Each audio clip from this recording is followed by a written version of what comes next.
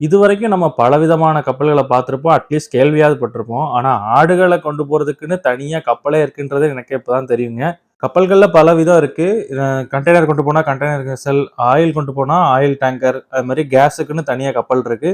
இது வந்து ஆடு, மாடுகள கொண்டு போறதுக்குன்னே தனியான கப்பல். இதுக்கு பேர் வந்து கேட்டில் கேரியர்.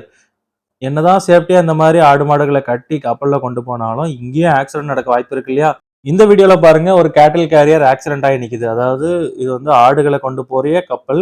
அந்த கப்பல் வந்து தரத்தட்டியோ, இல்ல ஏதோ ஒரு ரீசன்னால டேமேஜ் ஆயி ஆடுகள் அங்கருந்து எல்லாம் விழ ஆரம்பிச்சுட்டு, லோக்கல்ல இருக்கிற பீப்பிள் நியூஸ் தெரிஞ்சு இந்த மாரி சின்ன சின்ன போட்ஸ் போய் ஆடுகள ரெஸ்க்யூ பண்ணிட்டு போயிட்டு இருக்காங்க. நல்ல ஆட பாருங்க தண்ணிக்குள்ள விழுந்து பளபளன்னு மின்னுது. ஆடு பாருங்க அழகா நீச்சலும் அடிக்குது. நம்ம ஏற்கனவே இந்த மாரி ஆடு நீச்சல் அடிக்கிற மாரி ஒரு வீடியோ கூட சேனல்ல போட்டிருக்கிறோம். ஆட்ட குளிப்பாட்டுறதுக்காக கப்பல்ல கொண்டு போய் தண்ணிக்குள்ள தூக்கி போட்டாங்க. அது நீந்தி கரைக்கு போச்சு.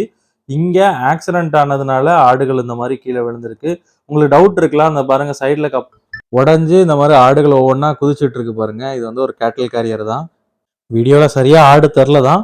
ஆனாலும் ஆடு வளர்க்கும் சொந்தங்களுக்கு யாருக்காவது இது என்ன ஆடுன்னு தெரிஞ்சதுன்னா, நீங்க ஒரு கமெண்ட்ல சொல்லுங்க. நாங்களும் பார்த்து தெரிஞ்சுக்கிறோம். என் பார்வைக்கு பார்க்க செம்பரி ஆடு மாரி இருக்கு. பிரீடெல்லாம் அவ்வளவா தெரியல. செம்பரி ஆடு